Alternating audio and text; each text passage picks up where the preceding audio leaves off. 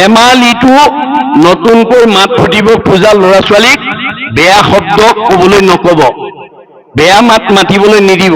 আজি আমাৰ ভাগৱতৰ দৰ্শন নজনাৰ কাৰণে আমাৰ সমাজত বহুত কোৱালিফাইড মানুহে, বহুত জ্ঞানী মানুহে নতুনকৈ মাত ফুটিব খোজা ল'ৰা ছোৱালীক বেয়া শব্দ, বেয়া বাক্য এটা ক'বলৈ কয়, আৰু তেওঁ যদি কৈ দিয়ে শুনি আনন্দ পায়। তেনেকুৱা স্বভাৱ যদি আছে আজি ইয়াতে এৰিব। আমাৰ দাৰ্শনিক পণ্ডিত, শিক্ষাবিদ পণ্ডিত, মনস্তাত্ত্বিক পণ্ডিত আৰু গুৰুজনাই আৰু ভাগৱতে কৈছে, ধেমালিটো আপুনি বেয়া শব্দ নক'ব, নিশিকাব। শব্দ ব্ৰহ্ম, ৱৰ্ড ইজ গড, ই অবিনাশী, মনত ৰাখিব। গতিকে আপুনি যি উদ্দেশ্যে ক'ব তাৰ প্ৰতিক্ৰিয়া ক'ব। ধেমালিটো ল'ৰা ছোৱালীক সাও সপনি নিদিব। ধেমালিটো ল'ৰা ছোৱালীটো বৰ বদমাছ, ল'ৰাটো বৰ দুষ্ট বুলি নক'ব, কাৰণ আপোনাৰ বেয়া শব্দৰ প্ৰতিক্ৰিয়াই ছোৱালীজনী বা ল'ৰাটোক ভৱিষ্যত বেয়া কৰি তুলিব। তাৰ বিপৰীতে আমাৰ নতুনকৈ মাত ফুটিব খোজা ল'ৰাটো বা ছোৱালীজনীক আপুনি শিকাব, গোপাই কৃষ্ণ বুলি কোৱা, ৰাম বুলি কোৱা, হৰি বুলি কোৱা, যদু বুলি কোৱা, মাধৱ বুলি কোৱা, যিমান সহজ নাম আপুনি ল'ৰাটোৰ মুখত বা ছোৱালীজনীৰ মুখত ফুটাব, সেই ল'ৰাটোৰ ভৱিষ্যত বা সেই ছোৱালীজনী ভকত হ'বই, তেওঁ জ্ঞানী হ'বই, তেওঁ ঈশ্বৰৰ ভক্তিপৰায়ণ হ'বই, আৰু তেওঁৰ সেই গছজোপা এদিন ডাঙৰ গছ হৈ যাব। গতিকে আপুনি বীজ ৰুইছে, শব্দ ব্ৰহ্ম, মনত ৰাখিব, শব্দ ব্ৰহ্ম।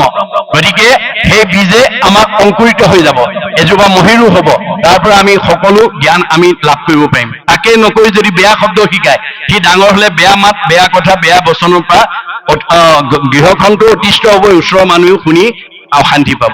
গতিকে আমাক ভাগৱতে সেই নিয়মৰ কথা কৈ আছে।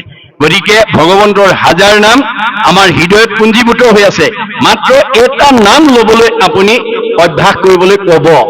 মনত ৰাখিব দেই, আমাৰ দাৰ্শনিক পণ্ডিতে কৈছে, sing of Hari with his form in heart, no other virtue is greater than Nam's word.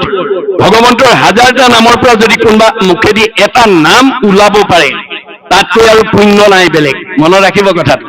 আমাৰ প্ৰতিজন সদস্যৰ মুখত যাতে ভগৱন্তৰ নাম এটা আমি সদায় শুনিবলৈ পাওঁ, তাৰ কাৰণে গুৰুত্ব দিব লাগিব, আৰু তাৰ কাৰণে আমি অভ্যাস কৰিব লাগিব। দাৰ্শনিক পণ্ডিতে কৈছে, you have to keep the practice of remembrance, নাম স্মৰণ, every day, every hour, rather every second.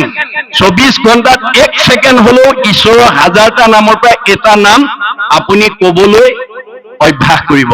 When a strong habit is formed by unceasing practice throughout the period of life, then it would be easy to remember God at the time of the death. আপুনি এনেকৈ অভ্যাস কৰোঁতে যেতিয়া এটা সবল অভ্যাসত পৰিণত হ'ব, তেতিয়াহ'লে মৃত্যুৰ সময়ত অজামিলৰ দৰে নাৰায়ণ অনায়াসে আহি যাব। অজামিলে 10 নম্বৰ ল'ৰাটোৰ নামহে নাৰায়ণ ৰাখিছিলে, ভগৱানৰ নাম বুলি নাজানে, কিন্তু তেওঁ আহ নাৰায়ণ, খা নাৰায়ণ, উঠ নাৰায়ণ, পঢ় নাৰায়ণ, কৰ নাৰায়ণ, যা নাৰায়ণ কওঁতে জানি বা নাজানি কৰে নামৰ কীৰ্তন, তথাপিতো পাপদহী নামে কৰে চন। আপুনি ওচৰতে বিষ অকমান পৰি আছে, নাজানে, অমৃত বুলি ধেমালিতে খাই দিলে বা নজনাকে খাই দিলে, বিহে ক'ব নেকি এওঁ নাজানি খাইছে নামাৰো বুলি? বিষ জানিয়েই খাওক বা নাজানিয়েই খাওক, বিষ খালে মানুহ মৰিবই। ভগৱানৰ নাম অৰ্থ জানি লওক বা নাজানি লওক, নামে পাপ দহন কৰিবই।